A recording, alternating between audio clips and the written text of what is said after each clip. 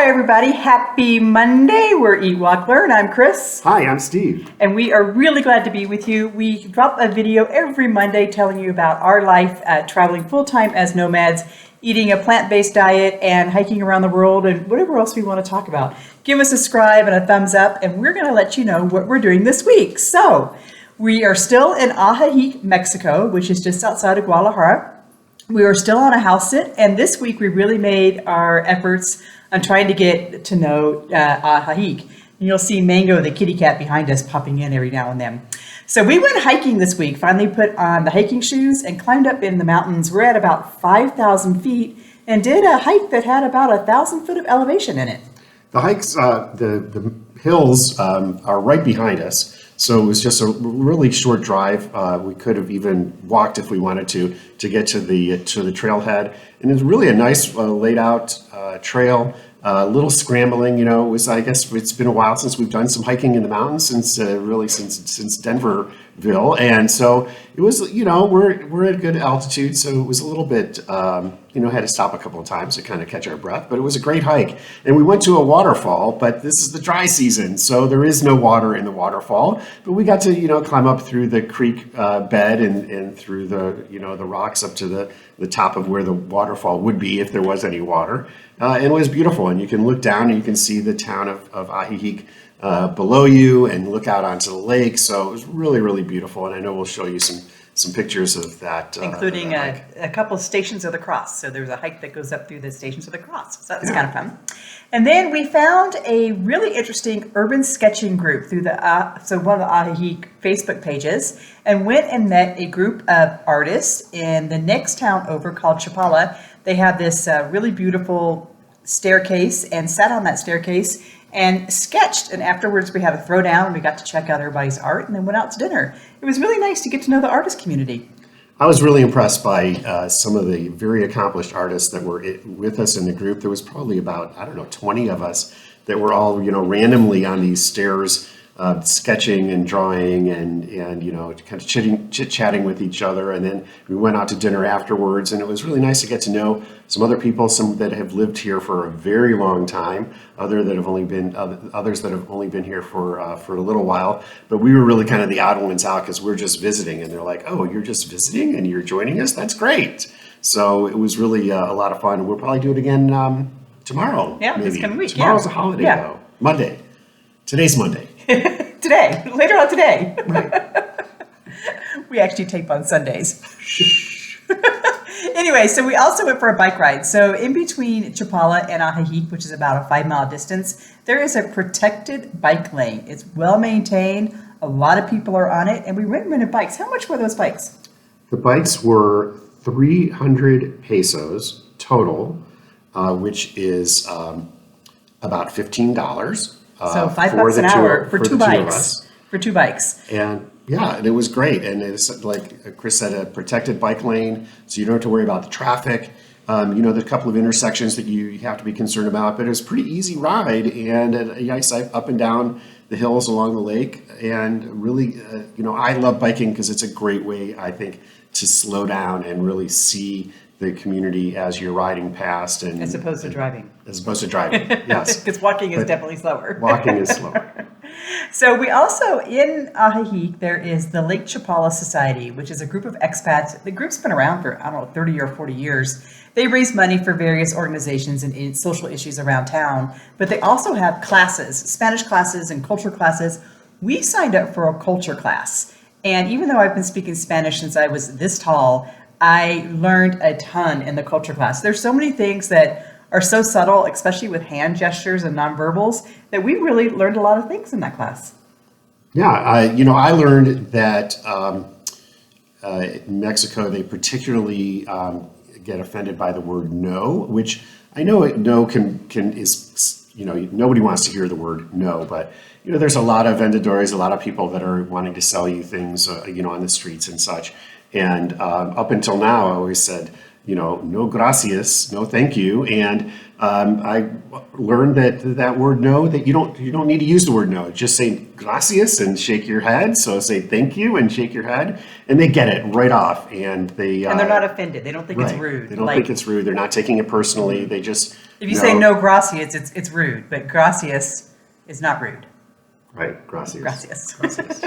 So I also learned that in Ajijic, when you pass somebody on the street, everybody says hello, or buenos dias, or buen dia. Everybody says something, a greeting of some kind. And in Ajijic, they say hola, buenos dias, or buen dia. Buenos dias and buen dia are the same. It's just buen dia is a short way of saying buenos dias. And they say both interchangeably.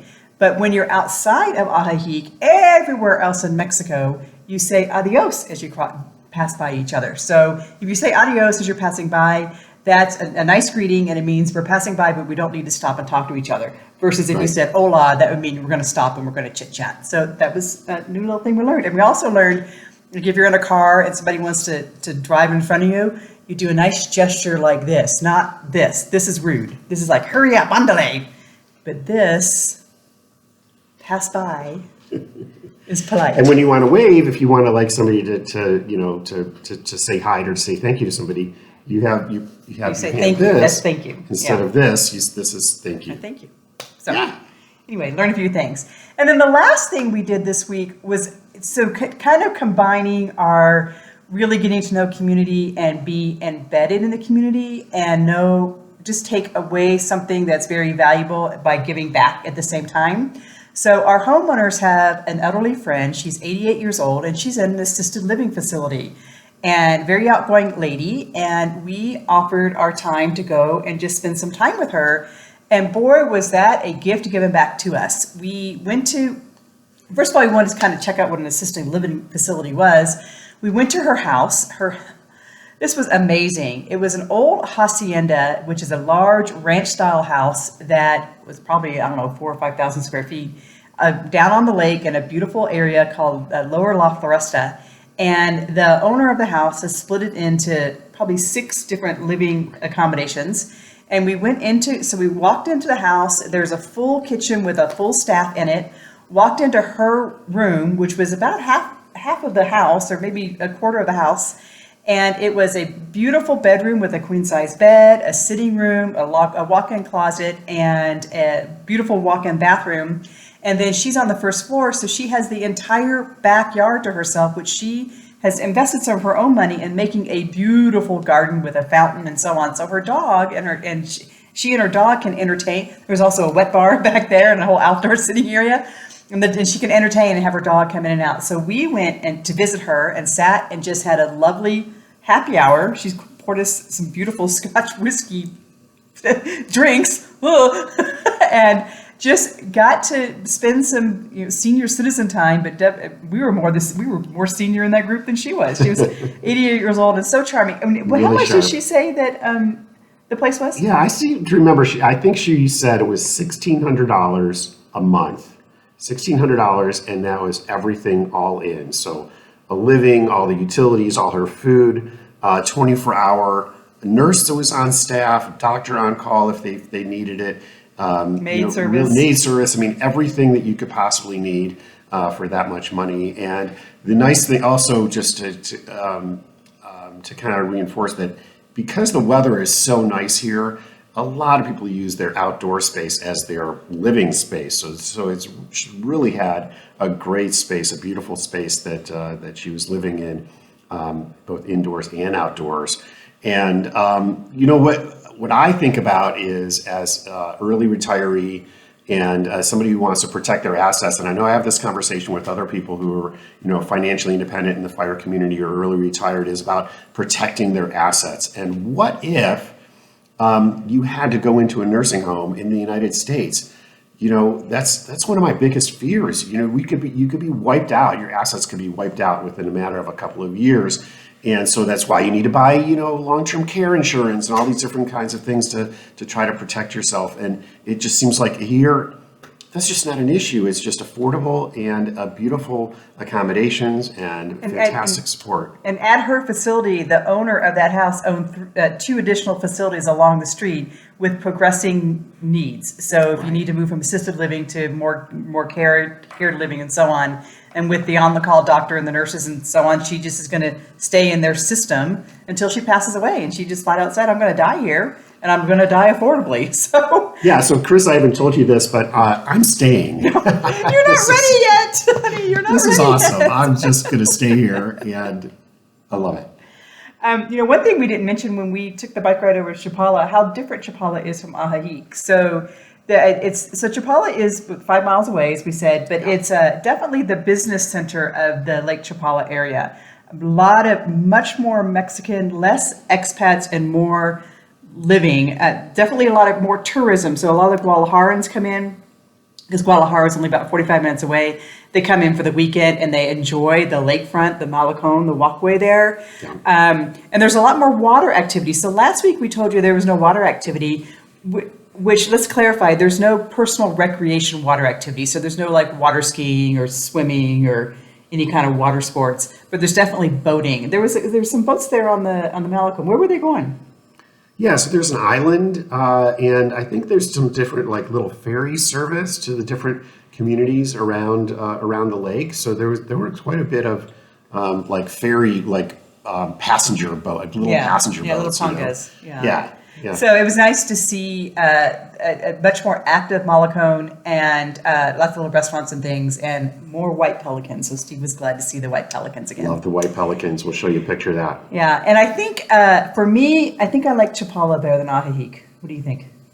Yeah, we like we mentioned last week, like Ajijic is like a 55 plus community. I mean, it's very expat. It's got Gringoland. great restaurants, lots of Americans and Canadians that live here full time or live here, 6 months out of the year to get away from the cold weather. Whereas Chapala is a very it's fairly large city, village, and large village, large Pueblo, and there happens to be some people there from World all over living. the world that are there, and they're there like more on vacation, if you will. Yeah, something like that. Yeah, not expat but vacation. Yeah, right. So anyway, we're going to be here another week. This week we're going to take a drive around the lake and go to the berry farms, which will be really interesting, and go check out some of the other villages around the lake. So tune in next week for that every Monday. Make sure you give us a subscribe and ask us questions. We want to ask you, what are you thinking about for your long-term retirement care, like nursing home care? Are you thinking, where are you going to be? Are you putting away money for it? Do you have long-term health insurance? What are you doing for life after I don't know, retire, when you're less mobile? When you're less mobile. Talk to you guys later.